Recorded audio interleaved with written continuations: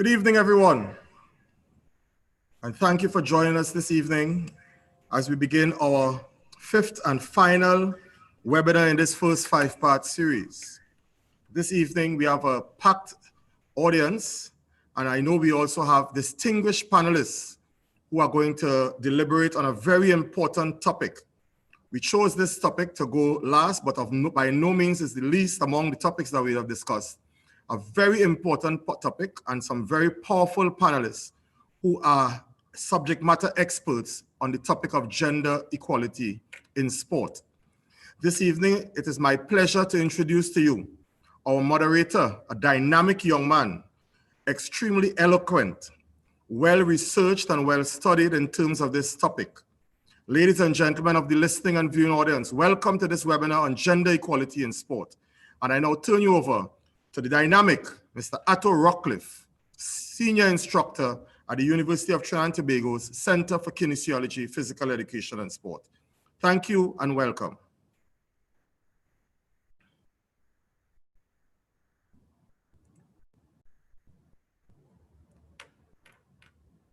Atto, on mute.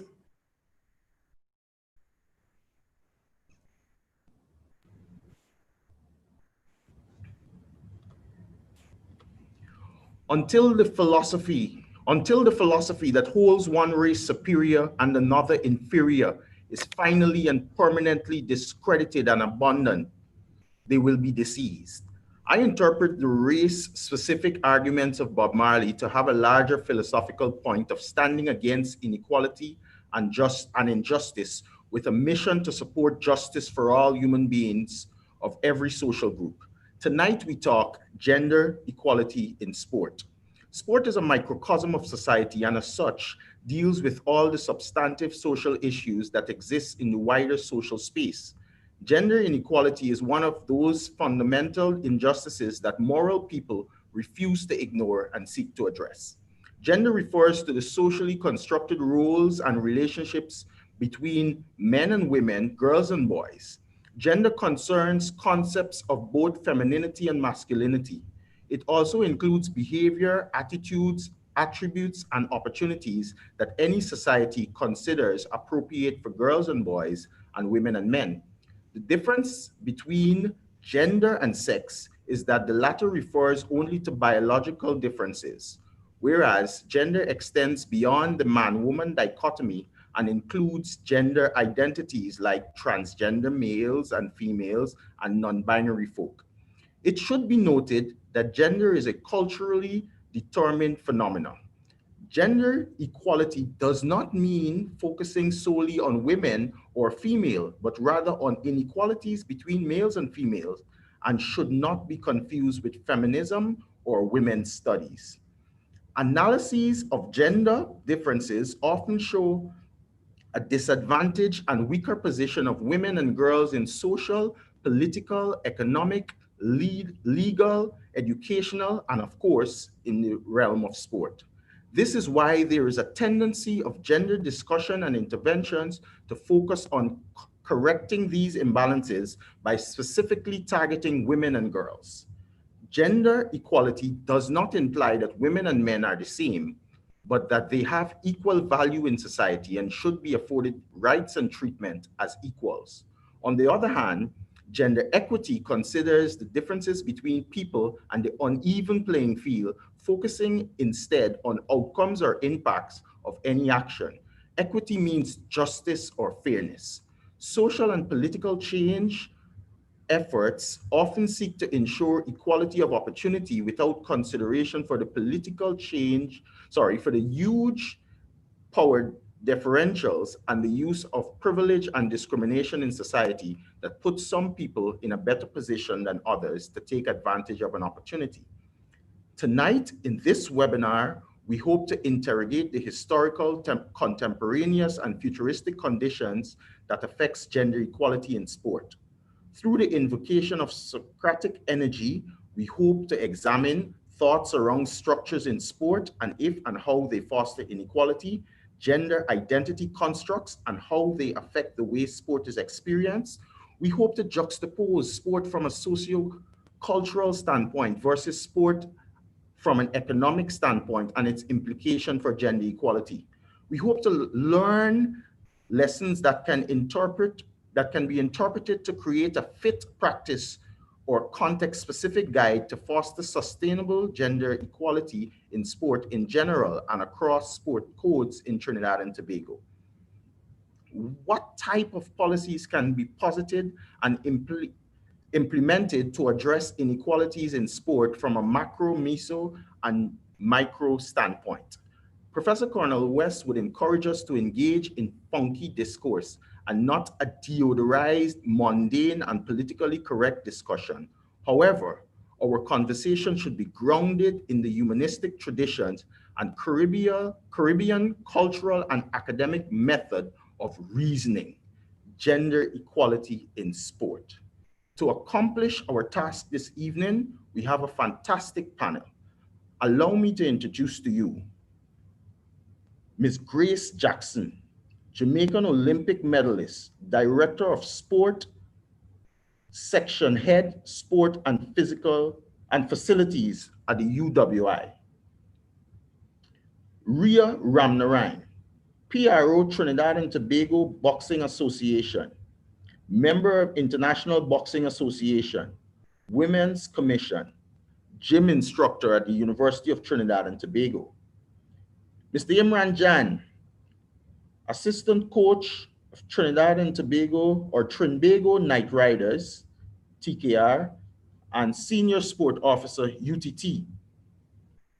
Ms. Bridget Adams, member of International Netball Federation Coaching Advisory Panel, General Secretary, America's Federation of Netball Association, first Vice President, Trinidad and Tobago Netball Association, and head coach of netball at the University of Trinidad and Tobago. Miss Alina Edwards, 11-time national table tennis champion, table tennis coach at the University of Trinidad and Tobago. And last but not least, Mr. Brian Lewis, Trinidad and Tobago Olympic Committee President. Ladies and gentlemen, viewers all, we anticipate a fantastic discussion. I will start our discussion off by going straight to Miss Jackson, Miss Grace Jackson. Are you there, Miss Jackson? I am. Yes, I am. Okay. I can hear you clearly. Fantastic. Thank you for that. So, if my reading is correct of the works of scholars like Thomas Sowell and George Peterson, part of their fundamental thesis is that equality is unnatural on its face. Hence, time and energy spent on equality movements are misplaced. Ms. Jackson, I would like to know, what are your thoughts on this kind of thinking as it pertains to gender equality in sport? Thank you very much. It is, in fact, a pleasure to be here, to be with this group, and I hope that my contribution will impact your audience as we sit. One of my thoughts when I was asked to participate in this was, what happens in sport is that as women, we believe that we get less, and over time, I've gone through a period where the women are not treated equally. And so the question you kept on saying, gender equality. So I don't know whether it's equality or equity, because they're two different things, as we know. And my thought was, if you had two persons of different genders trying to make it to Mount Everest, and yet they are going to be getting awarded based on who gets there first. And what happens is that along the way, everybody struggles, everybody is under the same condition, and the woman eventually gets to the top. And the man comes afterwards. Who then gets the prize? The prize naturally should go to the woman, because it is expected that the person who wins gets the prize. this practice does not happen in sports. When you have the same competitions that go along in sports, usually the men gets more than the women. And there are all kinds of reasons why this happens.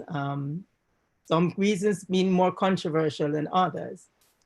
But the question is, the persons who are putting on these sporting events, are they looking at it as the quality of the performance, or are they only looking at it as,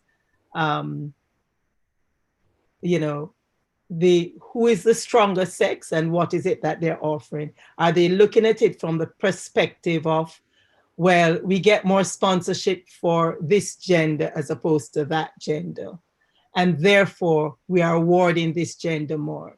So we as women are faced with, in the world of sport, who have made it to the highest level, that we're constantly fighting for equality, so that we believe that our performances are at the level to which, when we do well, that we should be compensated in the same way the males should be compensated. And so my example about climbing the hill really means that you are giving your best. If you are giving your best and you are reaching to the top of where you are, you deserve to be rewarded. And the question is, does that really happen in sport? And my answer to that is no. Okay, thank you very much, Ms. Jackson. Mr. Lewis, I would like to pose the same question to you. Professor Thomas Sowell and Jordan Peterson, they are basically saying inequality is inevitable. It is natural. We are not born the same height. We are not born the same weight. Differences are inherent.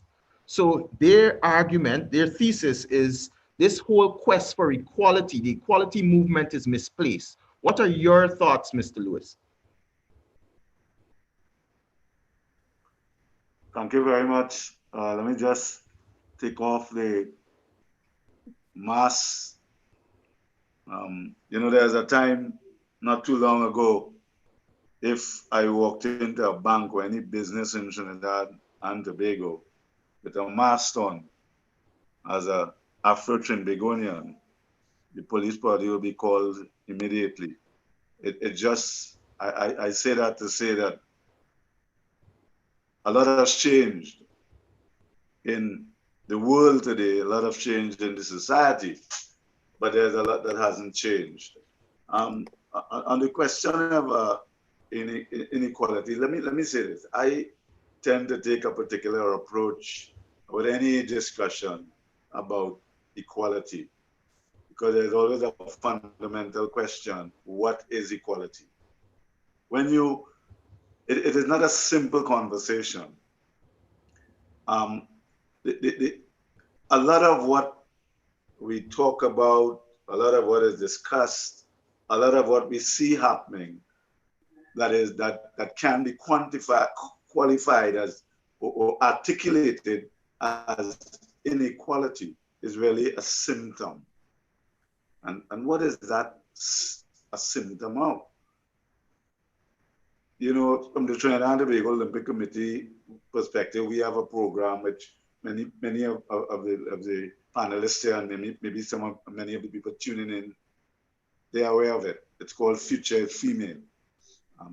I've been known to publicly advocate in all areas, all parts of the world, for female and women, and articulated that international sport, in particular the Olympic movement, is a boys' club. In particular, old, white, traditional and conservative. But even in articulating that, it's also simplistic, because one has to appreciate that sport doesn't operate in a vacuum. Sport mirrors, in many ways, reflects society.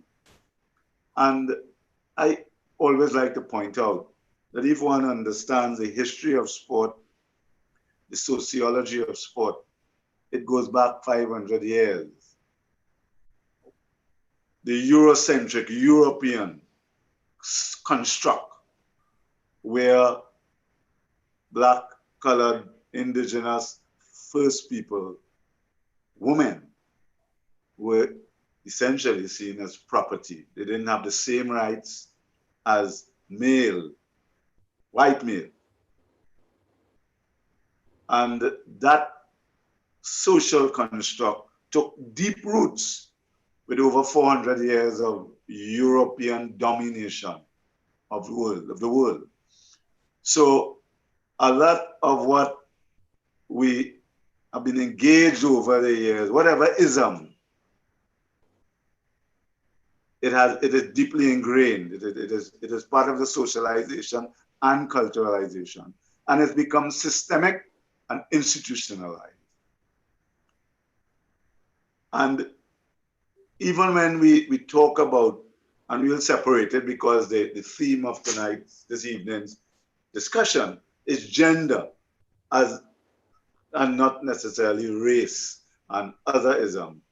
But there's a sort of intersectionality about it, because even when you look at gender equality or gender inequality, you have issues of race, you have issues of disability, you have issues of class, you have different issues that come into play that contribute, add to the reality of gender inequality. And you also have a situation, so for example, we are having this discussion. Let's take it from a Caribbean perspective. There are those who believe that in the Caribbean, the issue, even within sport, is less about race, as an example, and more about gender, because of the construct of society inheriting this through colonialism and slavery, where male, it's a patriarchal social construct. And women are seen as, in the context of gender, as I said, property. And there are a number of aspects of this conversation, which I hope we will all touch before the evening is out, that adds a profound reality of any discussion that surrounds gender. And we all have a duty, a responsibility, and an obligation to have the uncomfortable conversation and not be superficial, because the issue of, in this case, gender and all the aspects of it that leads to the end result, which is what women can bring to the table, what women can bring to the decision-making process, what women can bring to the sustainable development of sport, in this case, is generally lost because they aren't given an equal opportunity to fully develop. You know, they aren't mentored enough by women, they aren't mentored enough by men who have been traditionally part of the old boys club. So that would be my opening sort of salvo, because I'm sensitive that we have such a powerful group of people that I would like to see, not that I'm taking control of the webinar, but I would like to see it more interactive amongst the esteemed panel, who all will bring that knowledge and actual experience, that significant color and purpose to this conversation.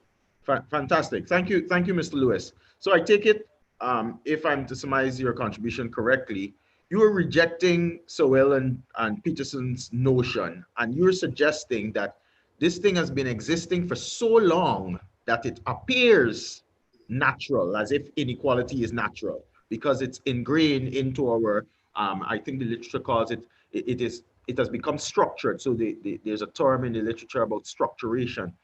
Anyway, I would like to invite Ria to answer, if then we are like-minded people, what is the importance of this discussion among ourselves, and the likelihood of the people that support or sign on to this conversation are all in solidarity with gender equality?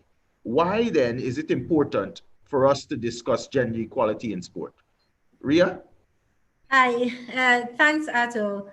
First of all, I would like to say that the topic of gender equality, and probably rightly so, it's often used as a synonym for women in sport because there are so many disparities between both genders, male and female, and most times women, they are at the receiving end, at the bottom of that disparity, receiving less funding, there are less numbers in management, less numbers in leadership position, and so on. What I would want to say though is that, before I answer your question directly, is that there are some exceptions, and I might be the devil's advocate here, but I would like to, I would like to point out that some men in sport do also face inequality. And just two examples would be netball, for instance. And after you and I were having this conversation sometime before, where male netballers, it's not seen as a sport for men. And in some literature that I read before, up until 2018, the INF, and Mrs. Adams might help me out here, they still held fast to netball is still a female only sport, at least at an international level. Yes. Right? Then there is like rhythmic gymnastics. I think it was just about 2 decades ago that Spain became the first country to officially recognize and promote men's rhythmic gymnastics.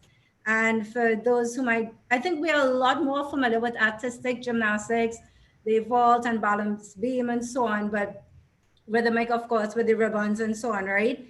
And while the FIG do recognize them, there are still several restrictions and limitations on international competition for the men. So, and even here locally, I mean, I come from boxing, and that being a very male dominant sport, as most would think, actually the women did better and received more than the men locally. I would say in the decade that Giselle and myself kind of, ruled the roost a little bit. Yeah. So in answer to your question, Ato, I think it's really important to have this discussion on all those terms, because we need to recognize too the progress that we have made. We women sometimes think that we need to fight against the men, but do we fight against them, or do we get their support? And my career, I would say, is unique because of the men and their support, I have been able to achieve what I have achieved. And Mr. Lewis, he's part of the panel, and he was very instrumental in getting me to where I am in terms of not just my sporting achievement as a coach, but also my sporting education. So for me, I think this conversation is extremely important, and for us to recognize the progress that we have made and also what more needs to be done. Not only what still has to be done, but the progress that has been made. Yeah. Fantastic, Ria. Thank you very much. And thank you for bringing that into the conversation. I think two important things you mentioned. One, this impulse to think that gender is a conversation about women. But we do understand why it is skewed towards women, because they are the oppressed group. But it's important to look and be more nuanced about how it functions in different sporting codes. And then the second very important argument or point I think you're making is the importance of solidarity. And if we were to reflect across time and space, social change, especially important social change, requires a wide coalition of actors, especially patriarchal actors like Mr. Lewis, and I don't mean patriarchal in a negative sense. I mean in a realistic sense, because he's a man and he enjoys the patriarchal privileges. Ms. Adams, I would like for you to jump in here since Ria invoked netball, and we know that you are the netballer extraordinaire on the panel. I would love if you would add some context to that particular discussion. Ms. Adams? Thank you, Ato. I was Fantastic. just taking off my mic. Yes, thank you. And I'm happy you engaged me at this point in time that we still have Mr. Lewis on the program. Yes. Because I am going to take the angle that netball is an all-female sport and we are not in the Olympics. And I know Mr. Lewis will identify with this and will provide some answers, I hope. Netball is played by tens of thousands of players around the world, you know, and it's all female. There's one big problem facing netball. The main reason why is it not yet included as an Olympic sport? This is the only 28 sports that are played at one games. But most of these permanent sports, they are only space for a couple of temporary sports at a time. And netball was given temporary acceptance, I think in 1995. And to date, netball has not been included in the Olympic sport as an all-female sport. Do we now have to get men involved? What is it thinking? What is the logic? Many people have argued that the main reason that netball hasn't yet been accepted in the Olympics is because it is only really played by a handful of Commonwealth nations. You know, although there are netball leagues in almost 100 countries across the world, a few of these stand out as world powerhouses. They include Australia, New Zealand, England, South Africa, Jamaica, you name them. Okay, so the equality problem is, as of 2012, only 44% of Olympic athletes were women. Despite the IOC doing their best in recent years to even out the gender equality gap, they still haven't managed to reach the magical 50%. If netball was to be included in the games in the future, it could help to solve this problem due to the fact that it is primarily played by women. So will netball be included in the Olympics? I am hoping that Mr. Lewis could provide a view on this, as the big question remains. If so, when? Unfortunately, the answer to this question remains unknown. However, the fact that netball is growing across the world, combined with the fact that it has constantly been able to pull big crowds over the past few years, suggests that sport has a very strong case for inclusion. Why haven't we not been included in terms of equality? Is it that we are one gender sport? That is a question Mr. Lewis can or cannot answer, but there is where we stand in terms of netball and gender equality. Yeah. Mr. Lewis, do you care to add a response to Ms. Adams's question? Well, the reality is that the issue of gender equality is far bigger than just a particular sport. As I indicated early on, I tend to focus on the root cause of inequalities, and in this case, gender, not necessarily at the level of in this case. So Bridget asked about netball and the Olympics. I can't answer that question because the International Olympic Committee is made up of members.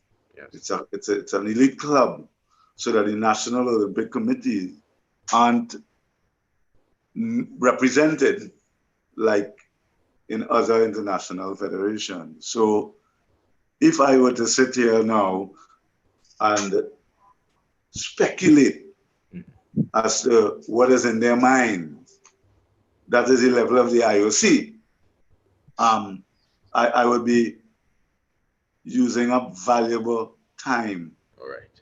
And I wouldn't really want to, I'm perfectly happy because Bridget and I have a very good relationship to have that conversation at another time, and I could try to find out. Right now, I'm in a battle with the IOC just to get them to recognize that Rule 50 is explicitly linked to the racist views of and racist approach of Avery Brundage, the then IOC president. I simply add that in to say that the IOC is a very interesting organization that is Eurocentric with all that may entail. So I really can't answer a specific question at this point in time of why netball is not on the IOC's radar for the Olympic game. But as I said, I'm particularly keen to hear everyone's views about the topics and aspects of gender equality, such as intersectionality. We haven't even touched on from a perspective of gender inequality, equality, the whole issue of sexuality and how the traditional heteronormative construct of gender creates discrimination and conscious biases. And as I said, the whole issue of gender equality in sport, it's going to be very difficult for us to break the back of it as long as society remains inherently discriminatory towards gender and women. And it's not just a sport thing. It's the same in technology, in business, in the universities, etc. Yes. The women need to be more involved at the decision-making process and at the head table, and they aren't across the sectors in society, and we need to change that. All right. Thank you very much, Mr. Lewis. I would like to invite Alina into the conversation because Mr. Lewis is talking about leadership and women being involved at the highest level of leadership. Alina, I would like to pose to you, what is the danger of fostering symbolic female leadership in sport that maintains the patriarchal substance because of structuration? So in other words, I'm asking, do you view female leadership in sport as, or women that hold leadership, women that hold leadership in sport as having real power, so to speak? Hello, good evening. Yes. Good evening to the viewers and to the panelists. I would say, from my experience as a past general secretary of the local table tennis association, I held a very powerful position, which was general secretary, which was more or less the engine room for overseeing the actual daily runnings of the association. And me being in that position was more or less pose a major issue, because I was able to, when I was trying to make changes across the board for the betterment of athletes, not only male or female, but across the board as athletes and for the sport to move forward, I always found that I was at a standstill with regards to the male. I was probably the only female, along with the association only had 2 females, which was myself and my assistant. And all the other positions were held by men. And they could not understand, or they had an issue with me firstly being elected general secretary, because they was more or less what Mr. Lewis was saying, like an old boys club. So they came in with their own slate, and I was more or less the surprise winner on the day. And so the changes that I had in mind in terms of pushing and promoting the sport forward, I always had an issue with getting that done because of the power that I held and the position that I had as General Secretary. And within weeks, they were trying to get me out, but I stood strong, and I was able to go until the end. And I realized that we still have a major issue in this country with regards to women holding powerful positions in certain association or institutions. So. All right. Thank you very much for that. And finally, I would like to invite Mr. Jan. Mr. Jan, there are disparities in playing conditions in cricket, and yet the conversation is centered around things like salaries, investment, and spectatorship as it pertains to women. Could you share your thoughts around gender equality in cricket, and what would that lead to injustice if women and men in cricket were to receive equal remuneration given the differences in playing conditions? A pleasant good evening, Ato. Pleasant good evening to my fellow panelists. Fantastic conversation thus far. I like where we're heading, and I like Mr. Lewis's take with regards to where the conversation should go. So kudos to everyone thus far. Ato, what I would like to say with regards to equity and in regards to salaries with cricket is that the women, first and foremost, they play a 4-day test match and the men play 5 days. That's one. All right. So it can be debated that they don't play that extra day to be remunerated at the same level. So that's probably one. The other thing is the men's side, they have a lot more activity.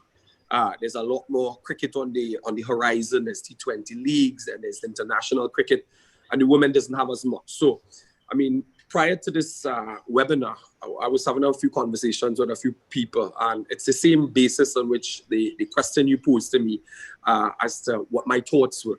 For me, I even made the example of 2007 when Venus Williams stood up in arms and up in arms with regards to some of her colleagues saying, hey, the men are getting 1.4 million US first prize. The first prize should be 1.4 million.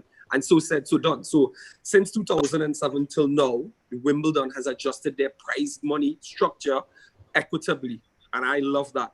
Having said that, in cricket, and I can even bring it a little local for you, there isn't a prize money structure in place even locally at all, and to our viewers.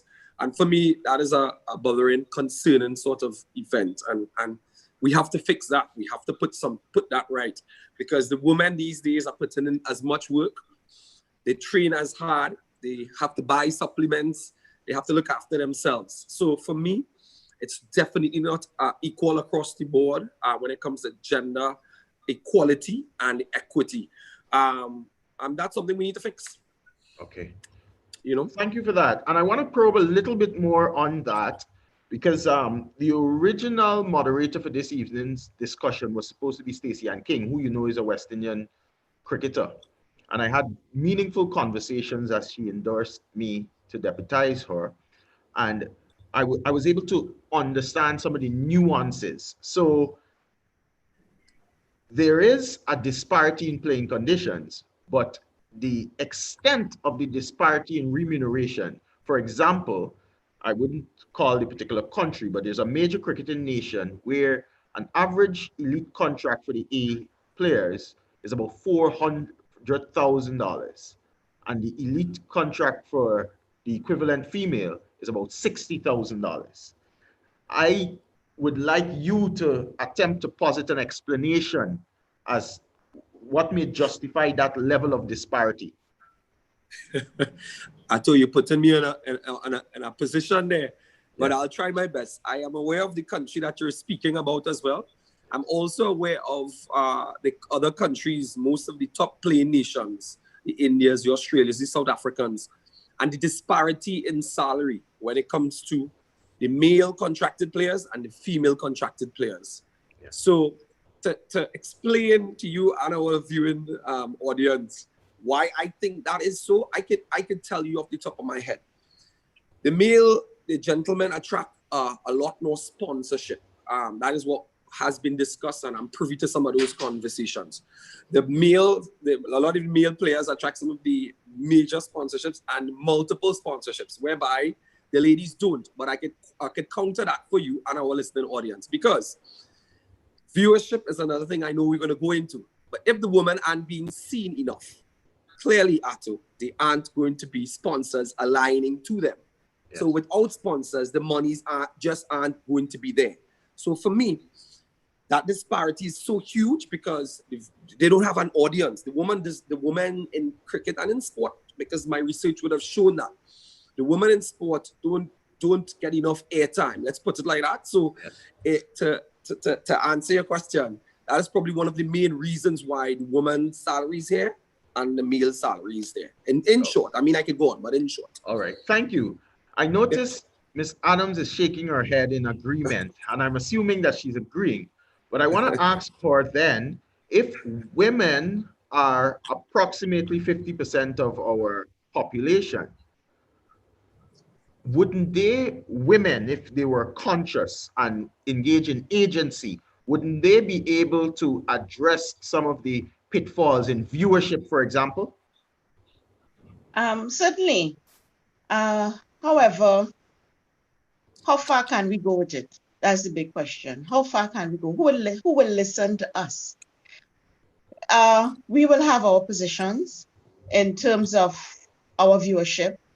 Sponsors, I'm in agreement with Imran when he said that you get sponsorship more for men than women in particular sports. You see the salary package, there's a big disparity. And where is the incentive? Where is the equality?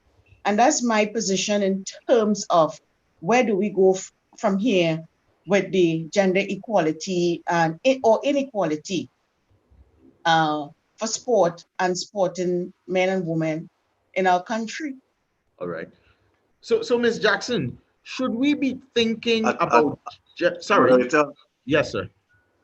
Sorry, can I make a quick point? I really love to hear, I'm chomping at the bit, so to speak, to hear Ms. Grace Jackson and we are on this. You know, it goes back to what I was saying earlier on. And again, I love the broadness of the conversation, but here's the bottom line. When you talk about the commercialization of sport, you start to get into the entertainment aspect of sport. Yeah. The reality is that sport traditionally has been male dominated, male oriented. In very significant ways, there have been an underinvestment in women's sports. There have been a deliberate, intentional suppression of women's sport because inherently of the competitive nature of the commercial aspect of sport.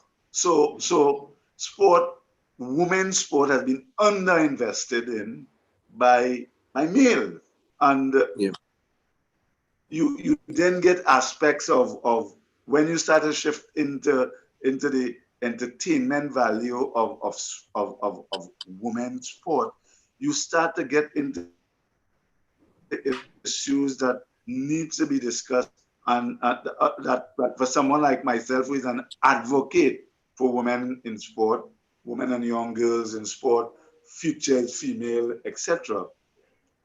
The issue that is always an elephant in the room is the issue of the sexualization of women and women's sport, the objectification of women in sport.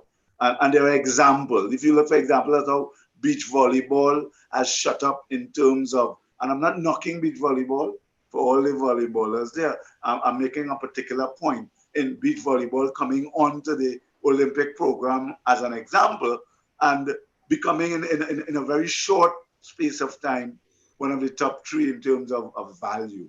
And that's not rocket science. Yes. You look at how they dress beach volleyball women. So I'm saying in terms of the conversation about gender equality or inequalities as it relates to women, it's not a simple conversation. Yes. There are aspects of it that until we get society on the whole, because you're going against the grain. You're talking about equality of pay for women in sport, but women, there is no equal pay for women in technology, in business, etc. So I'm just simply saying that this is a real wow conversation. I continue, otherwise I get involved with relate to gender equality. It goes, there are so many aspects of it. All right. I'm really keen to hear Ms. Jackson's perspective. Alicia Walker wrote, and she coined the term womanism because she believed that men and white women were not able to tell the stories of that Black women experience. So I'm really keen to hear from a woman her thoughts about the support. What can females do to support women in sport?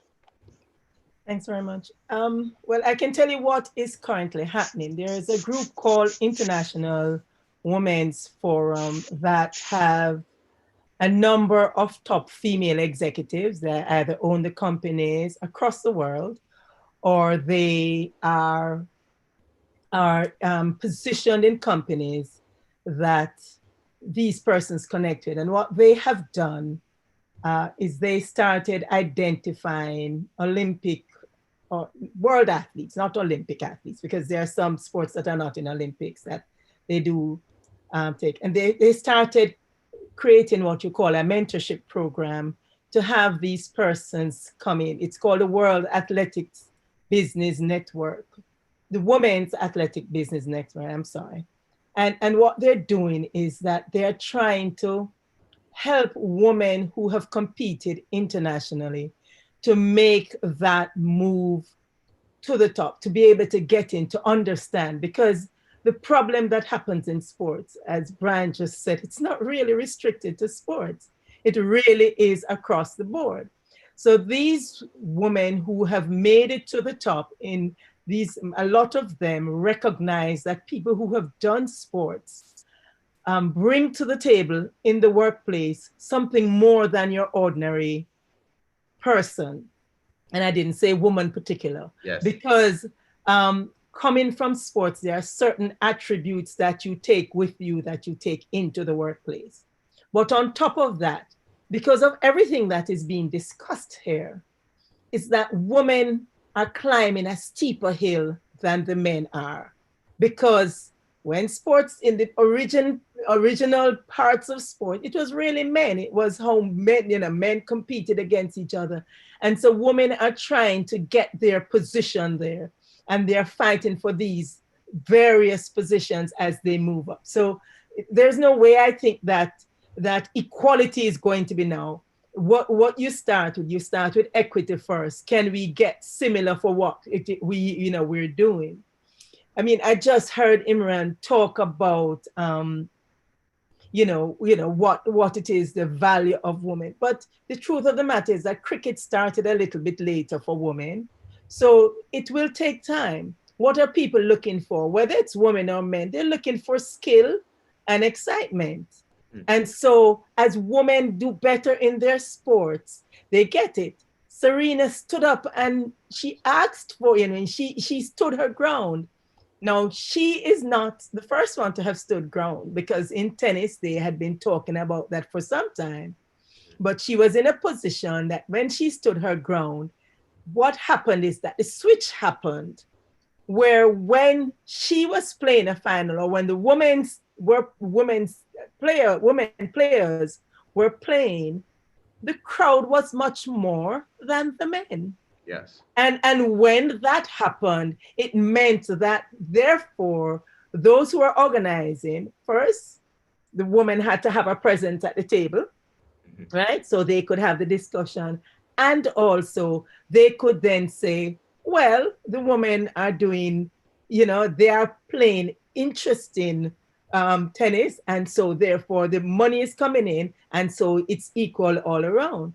Yes. It's the same thing that women's football is fighting for. right? Or soccer, I don't know what you call Yeah. it, whichever Football is one you fine. call it. But it is the same thing that they're fighting for, and they will get it, right? You might have losses along the way, but that's what sport is about. You don't win the first time you go out there necessarily, but you keep at it. You identify what it is that made you not win or not get through, and you apply that and you come back again. And so I'm strongly behind the women's football teams because they're there. They attract the crowd, right? They attract the crowd because they play good football. And so they must get the support. But the support is not just for the women on the field of play, Yeah. it's also for the women off the field. Yes. Those of us who have sat on committees, I've sat on several international committees for my sport and for university sport, right? And what happens, even when you look on those committees, the disparities there. But the women are strong. They stand up and they speak out and they ask for the fact that there must be more equity in sports.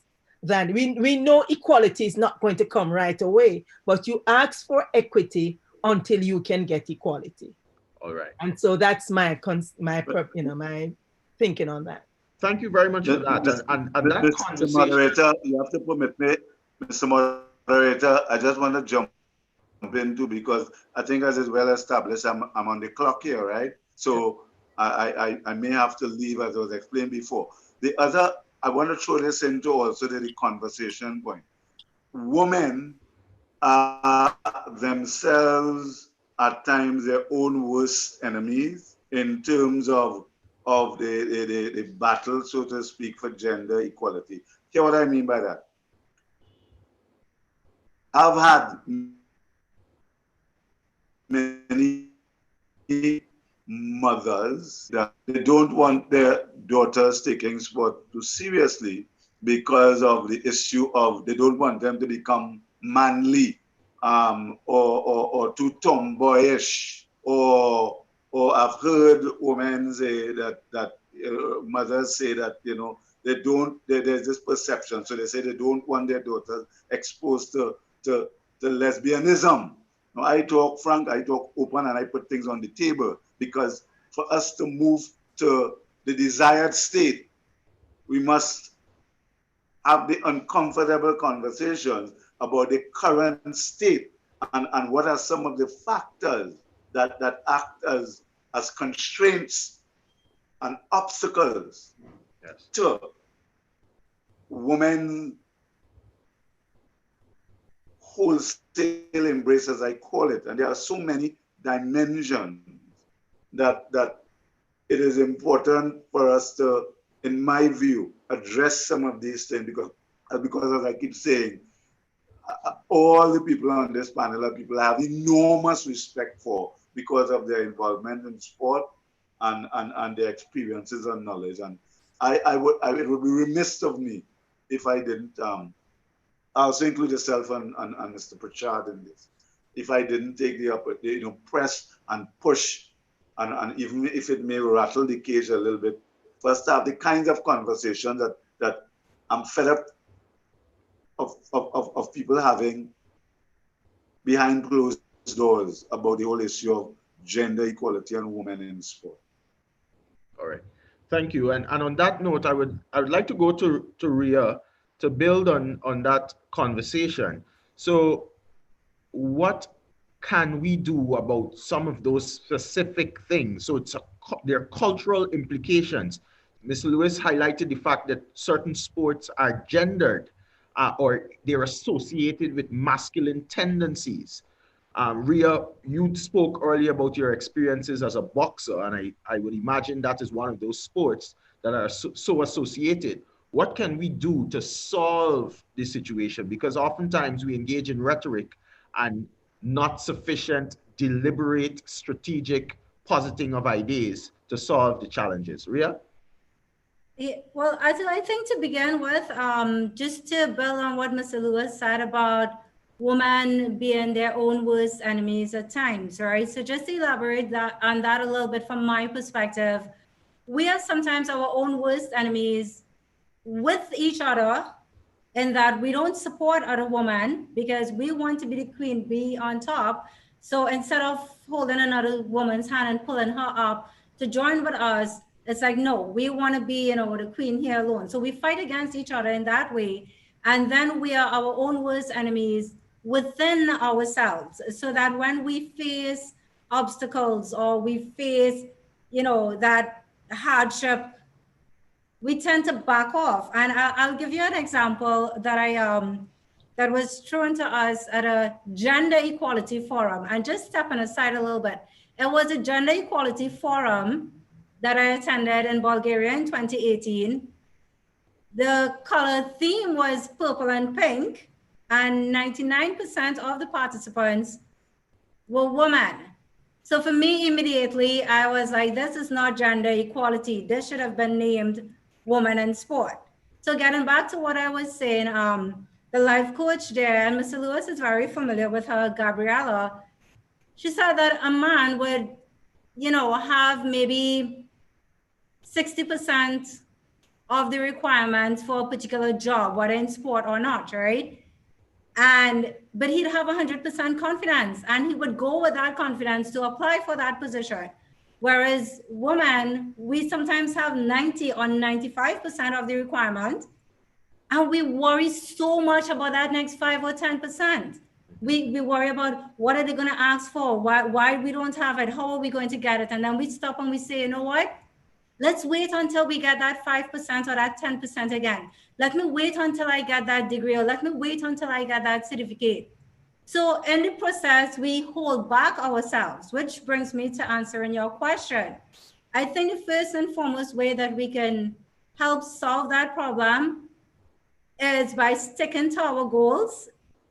And I say this as women and as a man who support women in their drive for, I would agree with Ms. Jackson, first equity and then equality. And if we have to break those glass ceilings, and even if it means some of the shards falling on us, or we getting a little cut here and there, or as in boxing, you know, taking a knock or two, we need to go forward with it, because too many times we sidestep, we step aside, I should say, from taking those opportunities.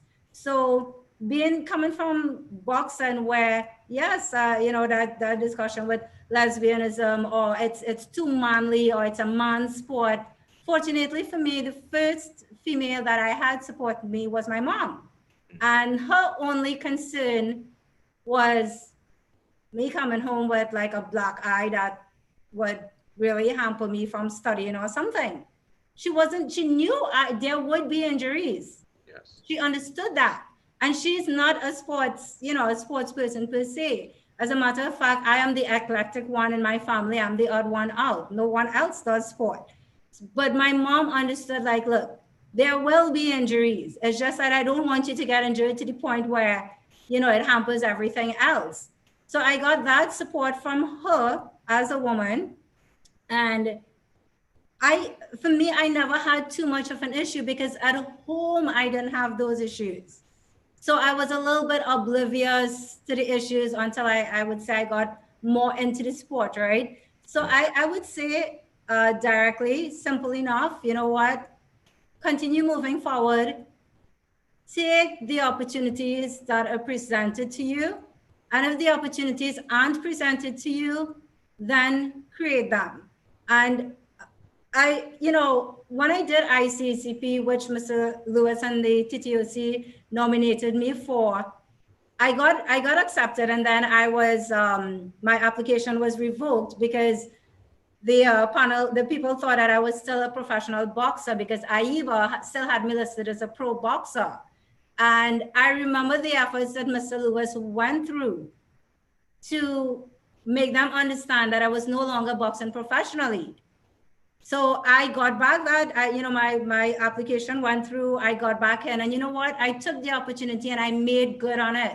In fact, I made so good on it that when I got back home, I showed him my results, and then TTOC and Mr. Lewis again, well, you know what? You should do memos. You should go and do your master's. So that is what I'm saying. Take those opportunities and push forward with it. No matter what, you have to push forward. Thank you for that, Ria. And that brings me to the whole idea of allies. And I, again, conversing with Stacey and King, she told me, and I'm not even sure if I'm allowed to divulge, but when they won the World Cup in 2016, the men were traveling back first class and they were in coach. But some of the guys, because they are in solidarity with injustice or against injustice, they allowed some of the girls to sit in first class and they sat in coach. Imran, I would like to ask you, what role does the West Indies men or male cricket team have in advocating for justice for their female counterparts? Ato, the men have a really big role to play. They could advocate and actually advocate in a meaningful way. You have a lot of senior guys around the squad now. When I say senior guys who's played cricket for the last 10 years, over a decade, and who's playing professionally in these T20 leagues for quite some time. Not only that, we have a leader now in the test match environment and holder who speaks out a lot now. He actually speaks his mind, and I like that. So to answer your question quickly, Ato, it is good that happened. I didn't even know that. That's nice of the guys to allow some of the ladies to go in front. I love that. But it is now, I think the time is now for the advocacy to get these ladies on par with regards to everything that we speak about. If we don't do it now, and I respect Mr. Lewis's view of, and also Ms. Jackson, with regards to how long it's been taking, and Bridget speaking about netball, things don't change overnight, we know this, but advocacy is something that's going to continue. And I think the time is now, Ato, that we, as the male cricketers, the senior team, push hard for the women to come on board. That's my view and my opinion on it. And hopefully go beyond the symbolic to the substantive.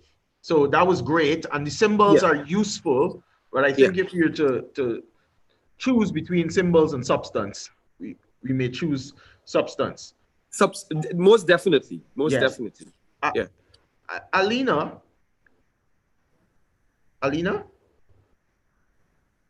Hello? Yes. Hi.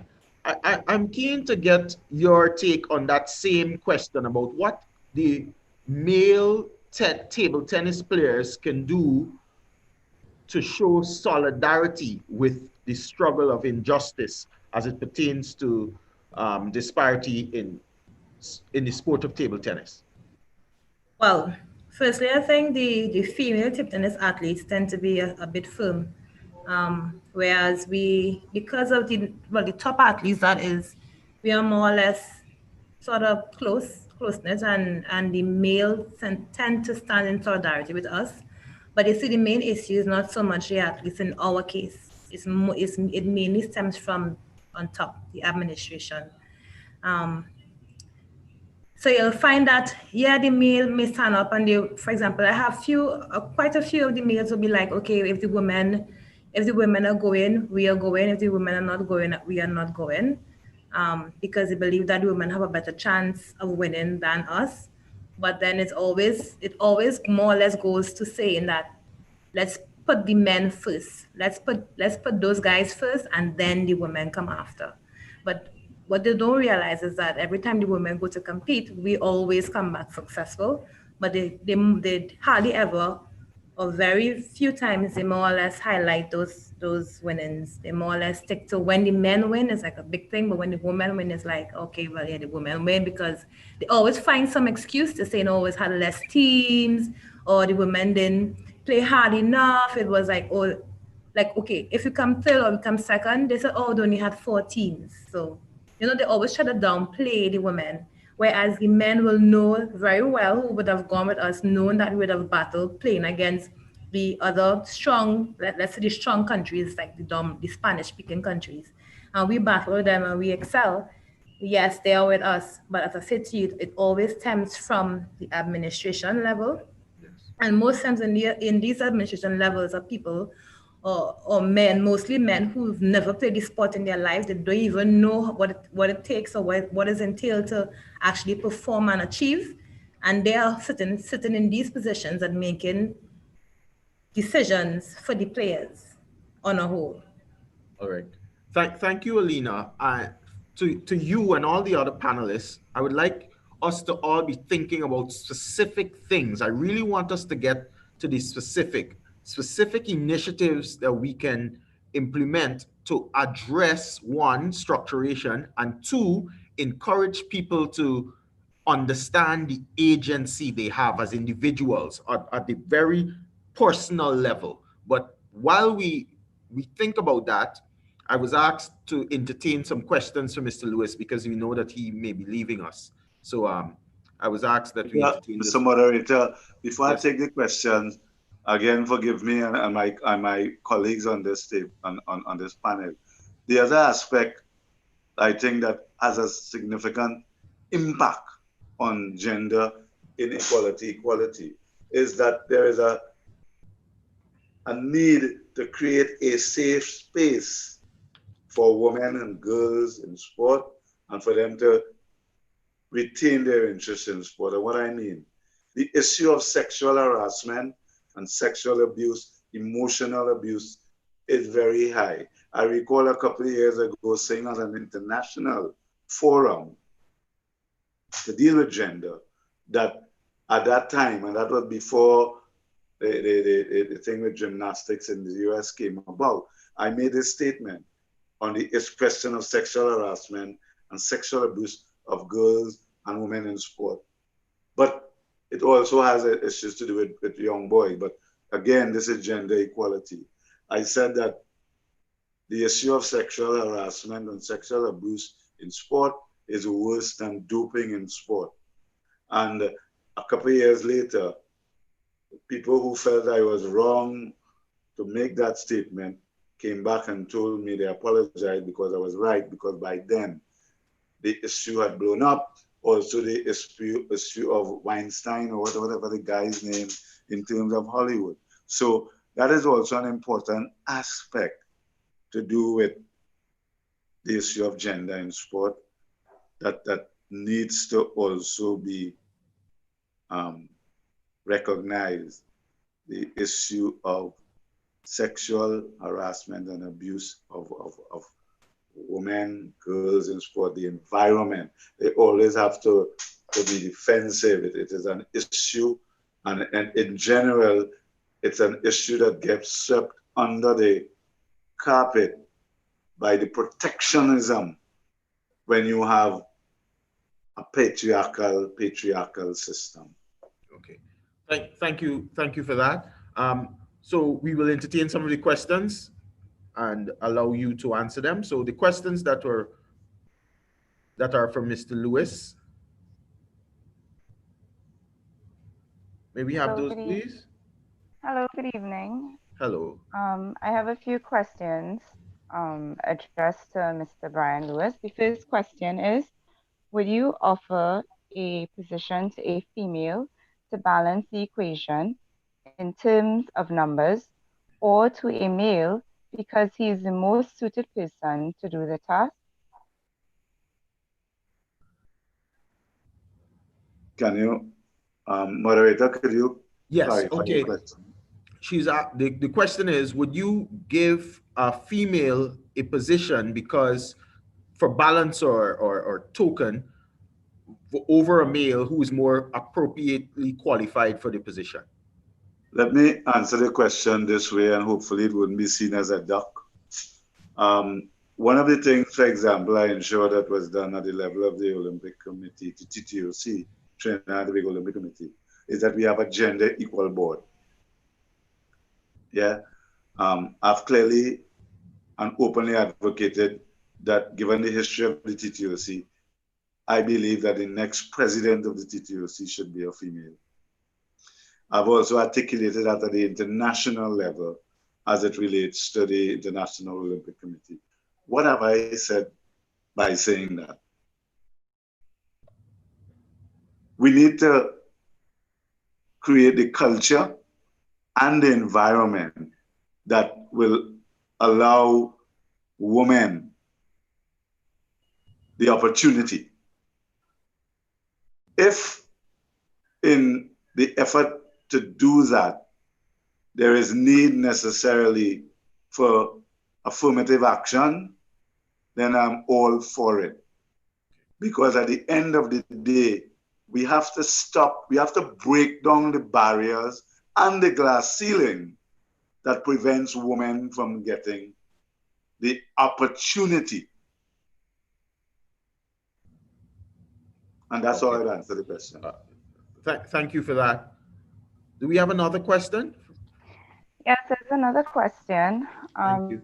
Is there a sacrifice to have equal number of persons based on gender equality in an organization, or having the most competent persons to suit the various positions?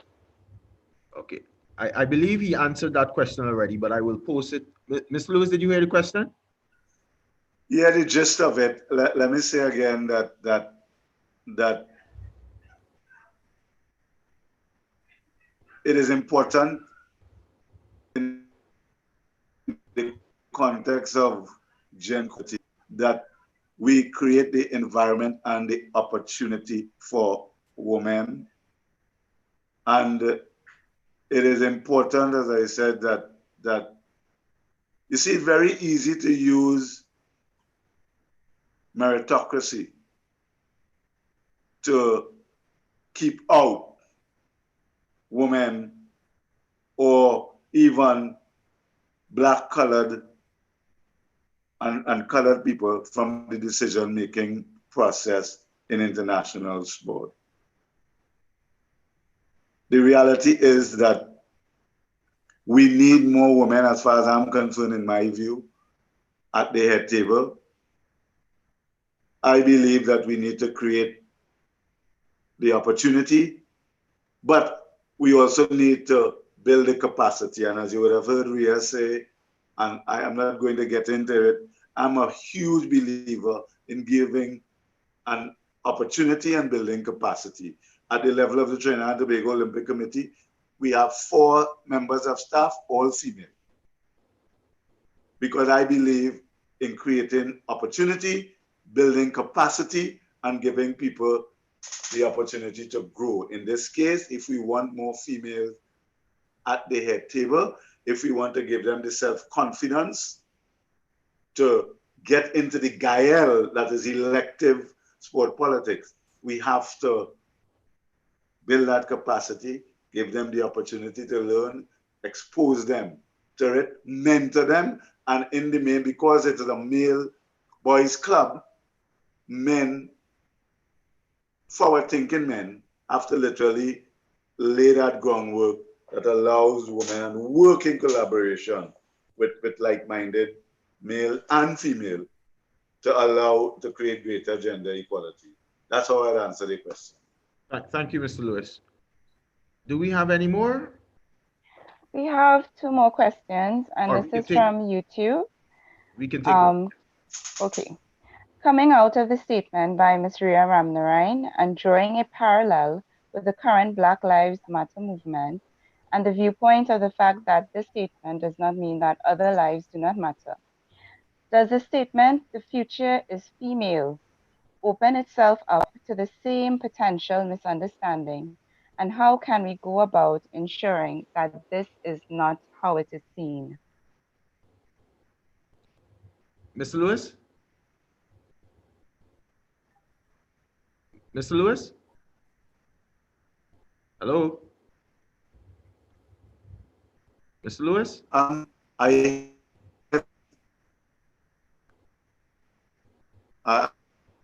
think I'm not hearing you, sir.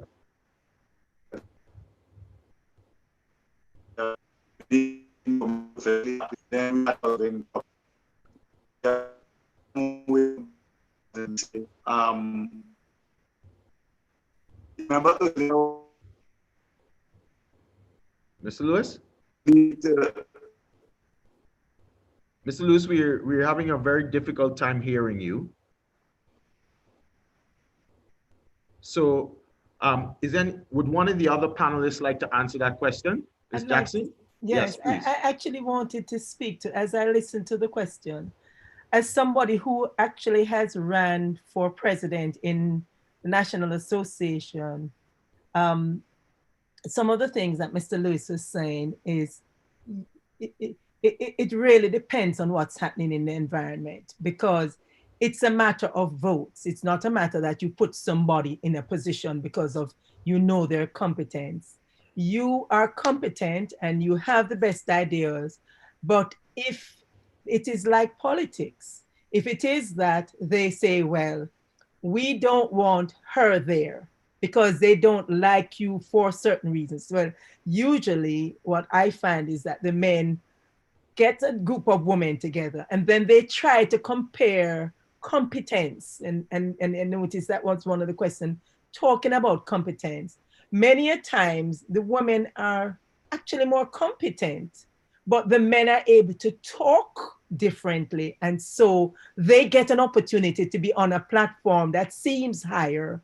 And so that's why one thinks that they should vote them in. And their competence or lack thereof shows when the continuity happens in the associations, that when they're not producing, but they're fluffing, and those who still support them will stay there. And if you look at it overall, the growth of the association is stagnant because there's a pretense that these men are worthy, as opposed to the women that really could make a difference. And so, you know, we're talking around that, and yes, it is good. I mean, I heard Brian when he says he has these competent women. The competent women are there because, you know, in organizations, it's just that people believe there must be secretaries, there must be the social event persons. They are not respecting them, that they have the knowledge, the tenacity, the strength, the same things that they used in sports, you know, that they can go to the top of the table, and they can work hard. And you know that women work 10 times harder than men just to be even, right? And not only that can they work hard, but they can use their competencies to get results, because they are results driven, just like the athletes, the women athletes, they're results driven. So they will work hard to achieve the necessary objectives. But we pretend and we talk around it, and we pretend as if, you know, are you choosing, as the question was posed, Yes. are you going to choose gender over competence? And nothing like that. The women are competent. Yes. And we need to understand that, and we need to work with that, and put them in the places that they need to be, because many times they are able to deliver. But Yes. I digress. I talk too much, but I just think that we need to change our thinking. And even those who are listening and watching, they too need to change their thinking, you know, because the woman can produce. I thank you for that. And I do not know the intentionality of the person's question, but it could have been a very provocative question, and they're coming from a good place. Also, they were very specific about the competence. I believe it is okay for us to engage in critical discourse so that we can elucidate the reasons for our decisions. And I think Mr. Lewis spoke to, he has no problems with engaging in some affirmative action, because if we systematically oppressed a particular gender for many, many, many, many years, rob them of opportunities and a voice, etc., what is wrong with atoning for some of that? But I'm still keen to, I thought that was a fantastic question. If one of the other panelists, is Mr. Lewis back? But one of the other panelists can share in terms of the juxtaposition between the Black Lives Matter and Futurist Female. I think Mr. Moderator, yes, I got knocked off by the technology. Let me take this opportunity to thank UTT for inviting me, and to thank the other members of the panel, yourself also, and Mr. Pritchard. As you know, I have to leave. I have an engagement which has been delayed. So I would like to do the courteous thing and thank all those and thank every question, all the questions, the Olympic Committee, which is also the Trinidad and Tobago Commonwealth Games Association. We look forward to continuing to support, be part of any discussion that addresses the urgent, important contemporary issues that we need to address so that sport can fulfill its true potential and power to make a positive difference in the lives of youth, young people, and society. So thank you very much. I humbly apologize. I have to leave. It is in no way intended to be disrespectful or discourteous to my fellow panelists and UT. So thank you very much. Thank you, sir. As Mr. Lewis leaves us, is someone interested in answering? I mean, maybe Ria, I know you're intimately involved with the Olympic Committee. That juxtaposition between, or the danger of misinterpreting future is female as Black Lives Matter is misinterpreted or interpreted correctly, I don't know, but the viewer is asking for someone to answer that. Specifically Mr. Lewis, but I think you can do as a TTOC person, Ria. Okay, I will say what I think, and then I see Ms. Jackson is also putting her hand up, so she will assist me as she does have a lot more years and experience in this.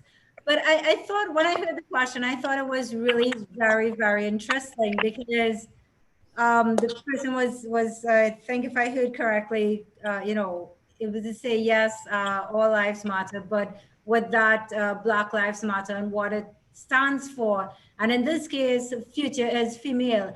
If I'm understanding correctly, are they asking, does it mean that the future doesn't include men, or it's not as important for men? Yes, I think because of that huge disparity in most cases between both genders, I think it's important to have that drive for future as female. I personally don't think it will be misinterpreted. We do still have, I mean, I would really hope that no female misunderstands it. Where the males are concerned, I do agree that we still have some who are extreme and some who still think that women don't belong in sport. But that's a small minority though. That's a minority. I think generally from my personal experience with men who are involved in sport and not involved in sport, they support women. So I personally don't think that it should or would be misinterpreted. thank you. Ms. Jackson? Yes, can I say it actually is a very good question because I I think so actually too. thought of this even before we came on. If you think about the discussion about Black Lives Matter, there are some who are able to explain it very clearly. And what they say is that if you go back in history and you think about the whole question of whites and blacks and you know the slave masters and the people who worked, and how when you start from that point, the people who worked were usually black or colored or whatever they call them at the time, and then they would come and they work in the houses. They were never good enough to be the persons who were owning these things. And as time came and black persons got themselves equipped, and the freer they got, they were able to own, they got themselves educated, and they positioned themselves, and they were bright, and they moved out. And then the treatment of them from back then when they were slaves seemed to have continued over time. And therefore, even when they got to a position where they moved themselves into these positions, there was still a kind of treatment of them in that particular way. So the comparison is very real because back in the day, men were primarily the ones that did sport. And as time has gone on, women have also participated in sport. So as we get closer, and the women are getting closer in terms of, in some sports, they're close in terms of competition, sometimes outdoing. You are getting that situation where the inequity of the competition itself is closing, and therefore that is seen as by some persons, well, you know, it is still supposed to happen the same way in which white people believe that Black people are still supposed to be submitted, and they only let them in when they believe that they follow these qualities and they're only going to stay at this position, etc. It is very similar to what the president was actually talking about, the feeling that some persons are saying that women must not be there. So I think the concept of the future is female is really good, because what it's doing, it's bringing the attention to exactly what we are talking about.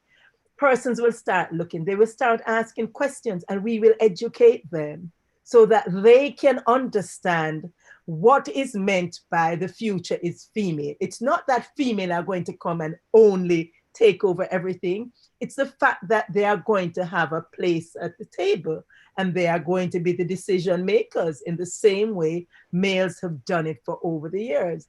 Black people will have their part in life because they are positioning themselves. They're educated, they're moving into positions, and they will have it. So I think it was an excellent question, and I think there is similarity. What there needs to be is an explanation of the fact that what is meant by the future is female, in the same way that there has to be an explanation that Black lives matter, because all lives really matter. But right now, Black lives are the ones that are being challenged. It's the same thing in sport. Women matter. And so how do we get them? So the future is female. That means we are on a path to achieve something. Thank you Does for that that. help? I hope so. Is there anyone else that would like to speak to that briefly before we move on to some of the other questions we had? Are you comfortable? All right. I would like to invite Ms. Adams to speak to the next question. And it's around, should we be thinking about gender equality in sport in different ways as it pertains to sport as a social good versus sport as a business? Is it reasonable to have the same expectation? Ato, if you ask any sport participant what they love most about their involvement, and they're sure to mention the bonds forged with their teammates. When social good is applied correctly, sport can create bridges where boundaries usually exist, giving participants a lesson in teamwork, empathy for their teammates, and respect for their opponents. The positive effects of participation in learning the important life skills of goal setting, the development of a strong sense of morality, and the development of an appreciation for diversity. Knowing how sport can develop and shape minds and hearts, it isn't an unreasonable leap to think sports might be an instrument for social inclusion and social change. But nowadays, we cannot only look at sport from the social aspect. It has evolved from just being an activity to a business. Sport as a business and gender equality has transcended the typical workplace in terms of corporate structure to be part of the whole sport and business equality structure. For example, Ms. Jackson mentioned a short while ago about Serena Williams. Although she made strides and her successes financially, it's not comparable to men in tennis. Serena, although she commands the media attention and following, her take-home purse is not the same as men when they win. It is far less. It is more dramatic and glaring in tennis because Serena is a household name, and even men ranked lower than her gets more money than her, for which she's now an advocate. And Imran mentioned about the women and men in cricket. Yes. They receive less money. Sport is an industry with unparalleled global reach and power. And the scale is not just balance. Where payments are concerned, administration and media, I'm referring specifically here to television, Yes. you don't find a lot of women in those fields. So that's my contribution there. All right. Thank you for that. Alina, I would like to engage you with the same question. So sport as a social good is usually administered by government and funded by government because it's a natural part of human socialization. However, and it's more socialistic or from a socialist economic perspective. However, business in its essence is capitalism, and it's the market depends or determines remuneration. So should we be differentiating between how we invest in sport for everyone, one, as a social good, versus how we treat remuneration in sport when we're talking about business? Okay, so first you're asking us is a two-part question, right? Yes. The investment in sports supposed to be for everybody across the board, right? But what you find happening is that most of the investment is being placed towards the men, right? This is happening as you would have heard from almost all of the panelists. The men get more monies in terms of prize winnings. What happened to the women? But then you always hear them saying that the reason why it is we gave women less money or the men more money is because of the percentage of men who enters or plays in these competitions, compared to why not if it is we have a major sponsor, so you go to the sponsor beforehand to invest in your event and in letting him know, okay, we are coming and we'll be looking at equality in our sport, and we want to be able to give the same amount of prize winnings to the men, to the women. That's not happening. Or they may go to the sponsors asking for that, to be invested into their sport, but then at the last minute, they more or less give the women less. Yeah. I have been advocating for that in my sport from ever since. Whereas I am playing 3 times a day or twice a day, doing as much running, doing all of things or more than the men. You can see because men will just do the regular one training. I'm doing double training, and I'm coming to a tournament. I'm paying the same amount of money as entry fee to compete in a tournament. But at the end of it, and this is national championships, huh? This is not just, I mean, all the local tournaments are the same, but national championships, I believe, should be more because it is the most prestigious event in the calendar of events, right? Right. And yet still, men are getting, let's say, for example, 2,000, and women are getting like 500 first prize, and you try to wonder why, you know? So you want to say something, Atul? No, sorry. Go ahead. Right? So I'm thinking that, I mean, when you're going to get financial assistance, I think it's supposed to be across the board. You're going to them, letting them know, listen, it doesn't matter the amount, even though that has been over time, the percentage of men compared to women playing. And then that is where, when you get that happening, you always find that women don't stay long in sport. It has a higher percentage of dropout, because why am I investing triple time or double time as the men in this sport that I love, but yet still they are making more than me at the end of it. We set to buy the same rubbers, the same amount, it costs the same for our equipment, but yet still I have to work or always work double, triple over. So you find that there's a huge dropout with them in the sport, and then they tend to go to obviously not playing sport, and they're going to find a profession. Okay. So that's my contribution. Thank you very much, Alina. Imran, I'm coming to you with the same question, but I'm going to give you some context to it. Assuming that we all agree that investment at the developmental level in terms of physical literacy and fundamentals in sport at the youth level should be the same. When it comes to elite sport, should the market determine economic remuneration? I lost you for the last part there, Ato. Just give me back the last sentence. Yes. There. Should the market determine remuneration? Okay. And what are your thoughts around how that should work? Well, I like where we're heading, and it was in my head when you stated what are the social good compared to the capitalist sort of response that we look for at the end. That's the end product, right? I like Alina's answer with regards to her thoughts on what the ladies do, which is women, and what the men do, which is very similar. Sometimes, as Alina said, the women tend to do more, but not be remunerated as such. Okay, so coming to what you've asked, right? For me, when we see the youth structures, and that's something I have on my notebook here. Not a lot of funds has, for me, and there will never be enough funds, but I'm talking from a Trinidad context because I lived in England for a period of time and I can put it into a comparison, but you can't compare with figures at all right?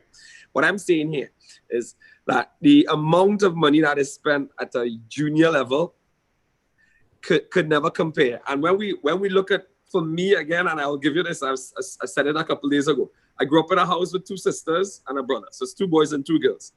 When the girls go to play a sport at a youth level, there was little or no resource. When the boys go, there was all equipment, there was everything there for them. And for me, that's a big disparity. And when I'm looking at it and looking back at it, because I'm in this conversation of gender equity, and I love the fact that women are in sport, but if they aren't involved at a younger age, the environment isn't created and therefore they can't go forward. So for me, not enough is being spent at that level, and it's a big imbalance with regards to where the funds are and where it isn't at all. All right. Thank you, Ian. Ms. Jackson, I want to come to you in a short while pertaining to what we can do as individuals, especially what women can do to strengthen viewership numbers. But before I do so you can start to think about that, Imran, I want to press you on something. Sure. The last female T20 World Cup was viewed by over 80,000 fans in Australia. What is the likely impact of this on or lessons that we can take away from that in terms of promoting the marketability of female sport? Excellent question, Ato. Firstly, that tournament was played in February, March, just before COVID became really locked down. So we were fortunate to get that final off in Melbourne. So let me also recognize that the final was played at one of the 2 largest capacity venues, right? There's Calcutta in India, and then there's Melbourne in Australia. So that was a bonus. What we could say, and what I have seen, is that where there was more people, because the capacity crowd, and there was lots of articles written on it, the impact that had on the young ladies in sport was enormous. The Aussies even went on to say that they couldn't even put a price tag on it because it influenced, the power of influence, that the capacity, the crowd, the viewership, even on TV, was so big, they can't put a price tag on that. So not only in Australia, but worldwide, even you think about it, think about how many countries were viewing the final and the impact that would have made on the next generation of young ladies that play cricket. You know, it's enormous. But I'm keen to understand, and maybe this is a conversation for another time, what lessons can we take away from that? Because it is clear that the investors in sport are concerned with return on investment. They're concerned with the bottom line, and sport at that level, that commercial level, is concerned with remuneration. And if it could have happened once, maybe there are lessons that we can replicate. Well, are you familiar with the context around that? Yeah, I'll give you a couple quick ones, Ato. Yes. I'll give you a couple quick ones. The Aussies, everybody on this panel here would have traveled to Australia, played sport, or looked at sport in Australia. They are fanatics when it comes to sport, and that environment is created by whom? By the government. If you guys are aware, listening and viewing audience, the Aussies, the Australian government invests a lot of money into their sport from a fundamental level through their pathway, through their Institute of Sport. So their investment and their return on investment on that day, Ato, they would have been overwhelmed. And you could imagine the partners, as you alluded to, the business partners and the sponsors that are on board, enormous. I will end by saying this also, and I said it earlier, it is also determined by where the finals are, like where the tournament is hosted, and what venue you use. So Melbourne was fitting, the environment was already created by the government, and the people love sport in Australia. Yes, it's a dream for a businessman. Fantastic. As I go to Ms. Jackson, or just before I go to Ms. Jackson, I also want to talk about, because I'm familiar with some of the context around it, and there was solidarity from male counterparts. There was suspension of competing male leagues to allow the focus to be on that particular competition. So maybe that is a lesson we can draw from that as well.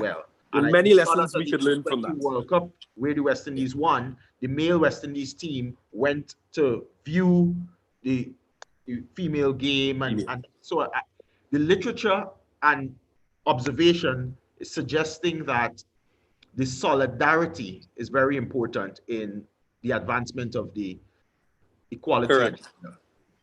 Correct. Ms. Jackson, I am keen to discuss with you, and I have a little bit of a preamble. I was in Scotland in 2007 at a conference, and I heard these people chatting about, oh, I have my tickets, I have my tickets. And I'm wondering what major sport event is coming up. And so I investigated, and it was boys and girls champs in Jamaica. As a Jamaican, I would like you to share with me your thoughts and experience pertinent to disparity in viewership in sports in general in Jamaica, because I understand it wasn't always, the viewership wasn't always that great for the female championships. So I would love for you to speak to that a little bit, please. That's a loaded question. You know, how much time do you have? All right, I'll make it short. Thank you. Okay. So yes, in Jamaica, high school track and field has been going on for 120. Competition has been going on for 120 years. So you're talking about, and in the early days, I mean, when I did my thesis, actually, my master's thesis was looking at a comparative analysis of our male and female athletes. And as you read the literature, you recognize in the early days, you know, the men were dominant and they're doing their thing. They had to be good, and so they're only good against other men and stuff like that. And it came down. And so you had the male schools that were dominant coming along the way. That's why I said earlier, it's about a change as we come through. And as time got on, they were separate games. So there was the girls' champs and there was the boys' champs. So I came out of the girls' champs era, where the girls ran against the girls and hardly anybody was in the stadium. But the performances were great, but there was hardly anybody in the stadium, nevertheless. The boys, the girls who went to girls' champs, who competed at girls' champs, would go the following week to boys' champs and give them the support. And the family would come out and everybody would come out and give the boys support. And then they decided to merge with, of course, not a smooth agreement with everybody. And so for the first time, persons who never went to girls' champs went to champs and saw how great the performances of the girls were, and that they really were putting on fantastic performance. And that has grown. As you now know, the stadium is usually full on a Friday and a Saturday night of an event that's now 5 days from Tuesday to Saturday. And the stadium, people actually can't get tickets to come in. And so now they are doing it on, you know, they're actually watching it online, although the excitement in the stadium is so much more. But what has happened? If you notice what happens at the level of Jamaicans competing at the national level, the international level, the women are actually doing so much better than the men. From Merlin Ottey started getting the medal back in 1980. When you look on the graph, that line continuously goes up. When you look at the graph comparing the men, what you have is there's a line just above the horizontal axis that kind of goes straight across, meaning that they will get a medal just about every major championship. But the women were just gradually going up, because not only were they getting individual medals, they were also getting relay medals. And then Merlin Ottey, who was the catalyst with the women, was the one that started the medal count. And then she was joined by myself and Dion. And then, as you now know, the large group of women, the hurdlers and the throwers and the jumpers. With the men, Usain made a difference. And so their curve went up a bit when Usain, you know, got those 3 or 4 medals. But the women still got much more medals than the men did that particular year. But because you're saying performance was so outstanding, nobody has, not very many people have paid much attention to the fact that the women really got a lot more medals. Yes. So it continues to be ignored because of that. But now Shelley-Ann continued where Merlene left off and is having that kind of, well, before Shelley-Ann it was Veronica and then Shelley-Ann. And so the women continue. If you look at Jamaica's history and if you graph it, you will see the women continue to dominate in terms of performance and receive of medals.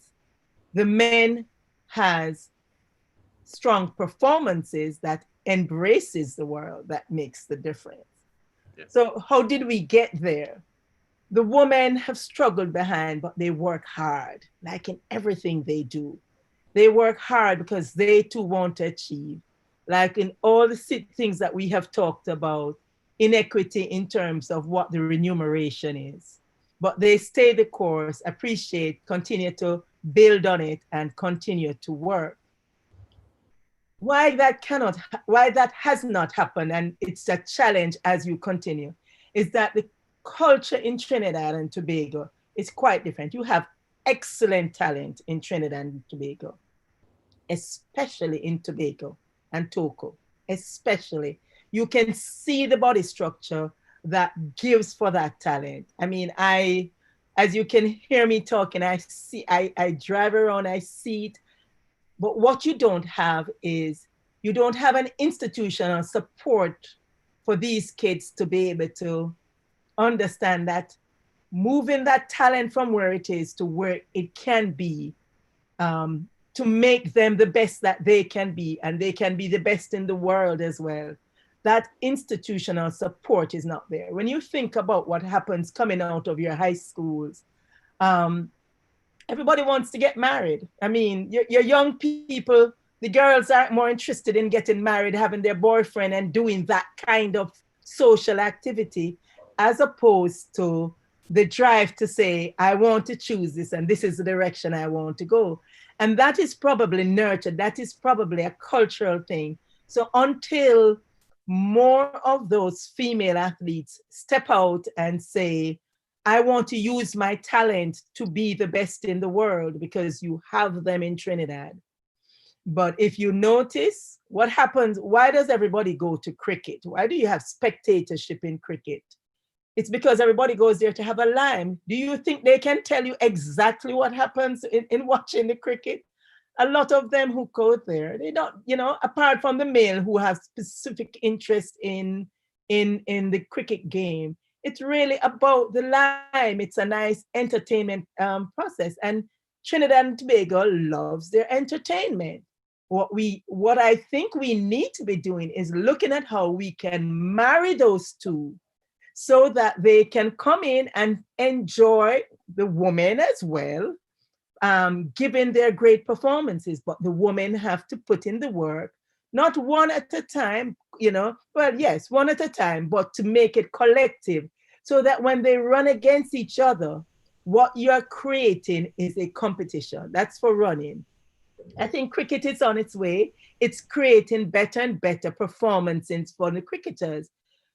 Our body structure in the Caribbean is much stronger, in my viewpoint, than what happens in Asia, right? Why are we not producing greater women cricketers? We can. They need to just put themselves, work hard, they must want to be the best in the world, not the best in Trinidad or the best in Jamaica or the best in St. Lucia. They must want to be the best in the world. The success from those Jamaican athletes come from the fact that they don't restrict themselves to seem to be the best in Jamaica. They want to be number one in the world. And until you have that sort of vision, the drive that makes you go out every day or get up every morning or do 40 push-ups and 200 sit-ups is what makes the difference with what your output is when you get out there. All right. So there needs to be a change in the culture, and culture is not going to change over time, but it happens when you have to believe, the parental support has to be there to believe that my child wants to do this, I must give them that support to be able to move. And I think you can become a place in the world in sports. All right. I hope that answered your question. Thank you very much for that. There's so much more I wanted to get to. But we have to go to some questions. Ms. Adams, you and I are going to have a conversation. I was hoping to get to that. The national female football team is coached by a man. The national female cricket team is coached by a man. The national female netball team is coached by a man as well. And that is a conversation I wanted to have. I'm dying to have that conversation, and maybe you and I can have that conversation at a subsequent time, because we have to show our appreciation to our listeners and get to a couple of their questions. So let's take a few questions, please. Sure. And before I begin with the questions from the YouTube community, please allow me to say that the question with regards to Black Lives Matters and the future is female came from Marlon Saldanha. He is the person who contributed that question. Marlon who? Now, Marlon Saldanha. Okay, thank you very much, Marlon. That was a fantastic question. Now moving on to the question, which is addressed to both Alina Edwards and Ria Ramnarine, and it is from Lester Osuna, and he asks, should we not be asking women to show more support to other women to encourage them to remain in competitive sports longer and eventually in administration to be decision makers? Alina, you want to go first? Well, to answer Mr. Osuna's question, I have been doing that, both firstly, an athlete perspective, coach perspective, and then administrator. So a lot of the young girls, more or less, look up to me because they actually see themselves in the street, how I was able to be an athlete, still maintain their education, and coach, obviously coaching them as national athletes, and then also assisting them on an administrative basis. And what I tend to do is that for me, what I use, because I would have obviously been very young in the sport at the age of 8, it didn't have any nice clothing for girls. Everything was mainly big boy shorts, and you have to bust some folds in it. Or the jerseys were really, really big. And what I tend to do now with the younger girls, particularly that I was responsible for the national team, was made them look pretty, made them feel nice about themselves, so that when they come to training, they don't feel as if it's penance, but they're more excited to come to training and wear like a nice purple top, nice cords, or they could wear dresses, give them nice colors, and that's one thing I tend to do and speak to them about in terms of staying in the sport, getting the education. It is possible because I did it, but here was the problem where there are still parents who don't think that sport is a profession or they can get a profession out of it. And so at some point in time, they themselves, the parents that is, are the ones that kind of force the kids or redirect them into heavily to go heavily into education. And this is speaking to young girls. You find that the dropout level is so low because of the parents don't think that sport is a profession and they can't get or make money in that. And as such, okay, you can play, but then you have to stop. So it's something that I have been working with for quite some time. Thank you very much, Alina. Ria, do you have something to add? Yes, just to say quickly with the young girls, the young ladies that, let's say, start at our gym, the first thing when they come and say, I want to be like you, I want to be a world champion like you, the first thing I tell them is, that's great. But listen, my goal for you is for you to be not like me, but 2 things: to be better than I am, and secondly, but most importantly, be the best version of yourself, be the best that you can be. So first I look at helping them to be better citizens, then being better leaders in one way or the other.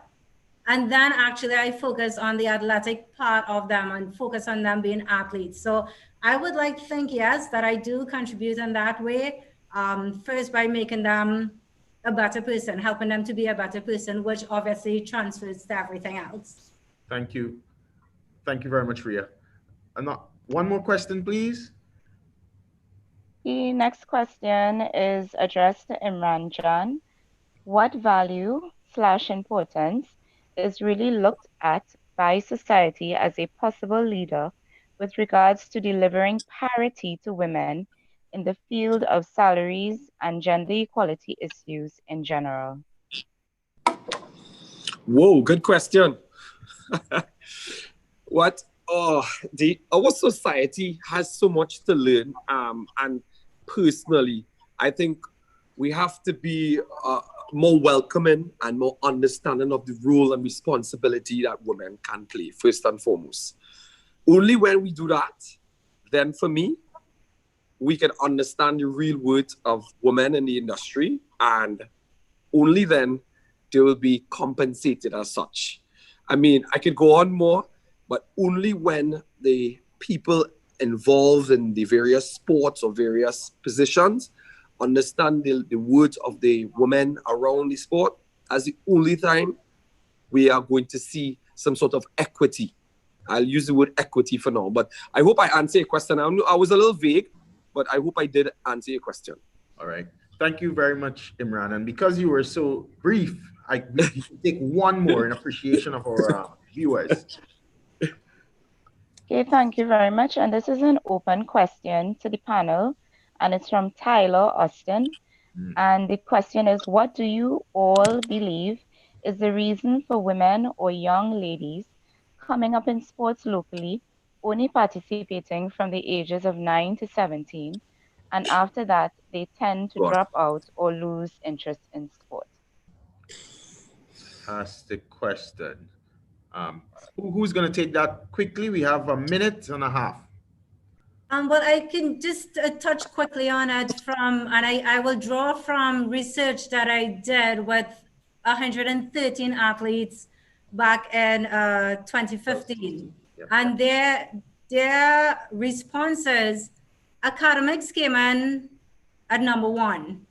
They loved their sport, but they were, for want of a better word, persuaded/forced to focus on their academics. Second thing is that they felt that the changes in their body, they felt being or looking too masculine took away from their femininity. And then came in the other questions or the other reasons of, disparity in pay, disparity in funding, and, lack of facilities, which I want to toss this one to Mr. John.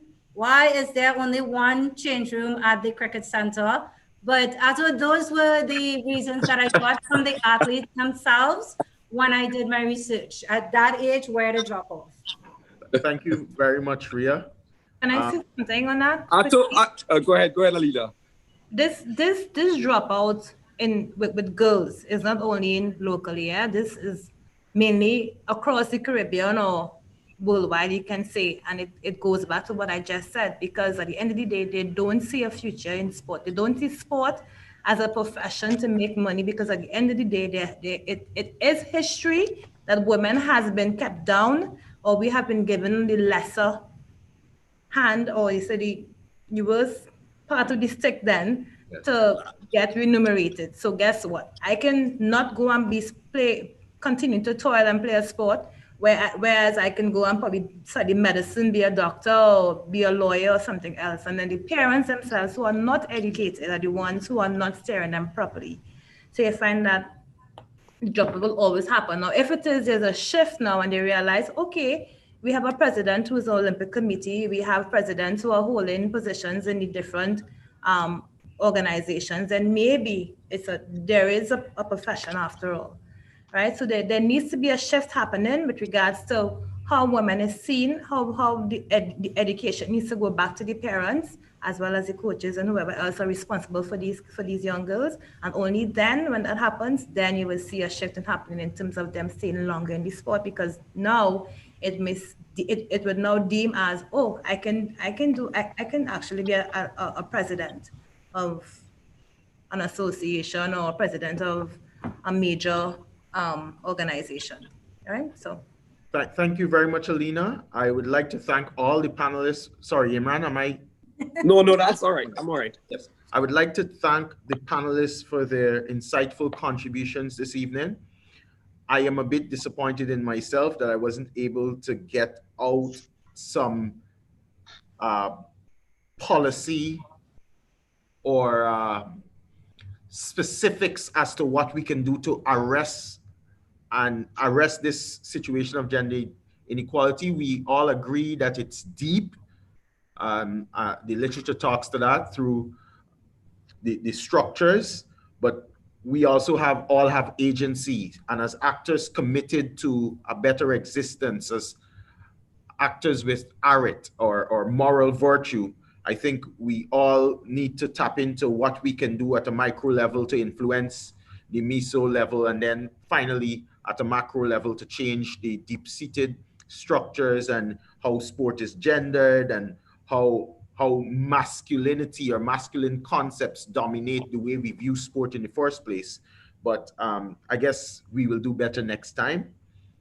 I would like to thank the panelists that came before when we looked at sport, a vehicle for national development, when we look at sport, tourism, a viable option, university sport and its importance, sport law and drugs, and finally in this episode, we looked at gender equality in sport. I would also like to thank Mr. Pritchard and his committee for putting together this wonderful series. I think it's long overdue.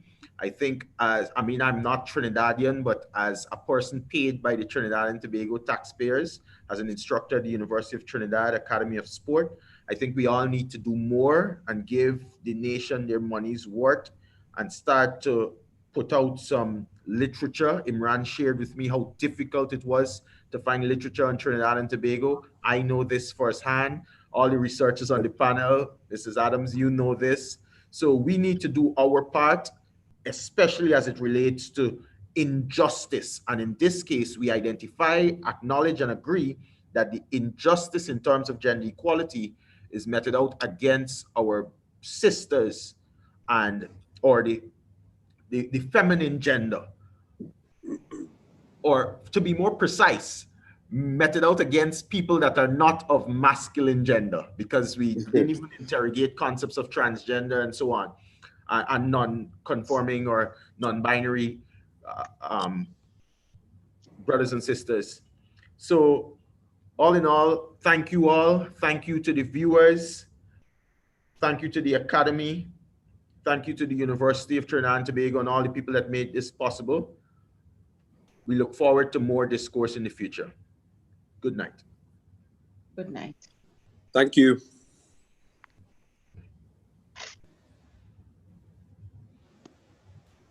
You. Okay, Ms. Jackson. Bye. It was Bye. great. Thanks, Ian.